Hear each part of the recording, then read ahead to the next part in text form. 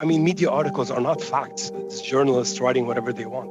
I think, sir, you are extremely negligent, and we're talking about possible criminal acts here.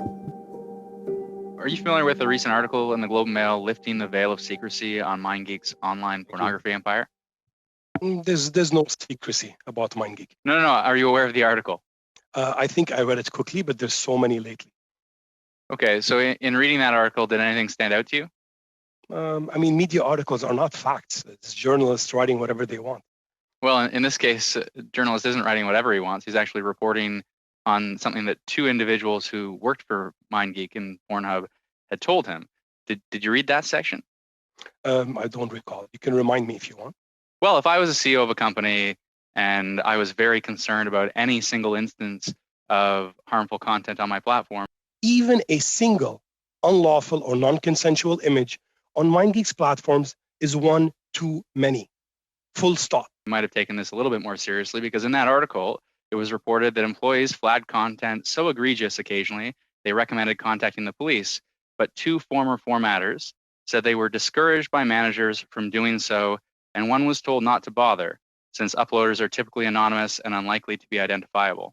Does that cause you any concern?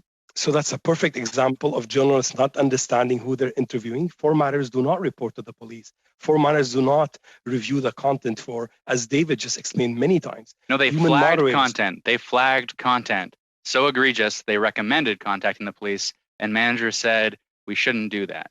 That doesn't concern you in any way whatsoever? It's completely unfactual. To answer the question directly, and I understand the concern if you read the article. We would, if we ever heard of something like that, look into it immediately. And if those were comments that were made, I don't know who the employee is. I don't know who made the comment. If I had additional information, I would definitely look into it. If the committee has access to information, I'd ask you to please hand it over. So committed to trust and safety, your response to an article like that is to shrug your shoulders and say journalists make up anything. It's well, that's what I heard from Mr. Antoon. Mr. Antoon, you're the chief executive officer, right? MindGeek Canada? Correct. Okay.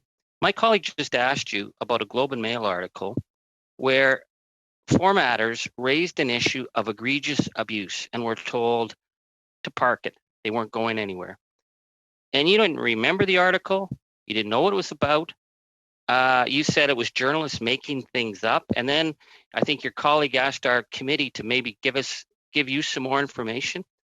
The issue that we're talking about here is criminal behavior. The criminal code, your obligations to protect people, and your complete disregard for an accusation raised in one of Canada's most respected newspapers. You didn't even bother to read it. So when you come in here and tell us how much you care about the victims,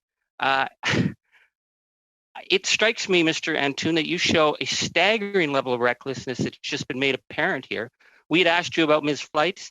She blew your business model apart. You've had 3 months to investigate this, and you showed up at our committee and said, sorry, we haven't found anything. You made her give you her pictures over. You made her give ID. You dragged this child out and destroyed her life. And then you showed up at our committee after you had to flush 80% of your content down the toilet, and you shrug, and you're asked about your own staff, whose job it is to protect people, and you didn't bother to know what those allegations were. I think, sir, you are extremely negligent, and we're talking about possible criminal acts here. So, Mr. Angus, as I clearly said, I did read the Globe and Mail article. I don't remember all of it. It was released yesterday. Yeah, it was released yesterday, Thursday. So yes, in the middle of what's happening, I did go over it. Now, as David clearly said... And you said journalists were making things up.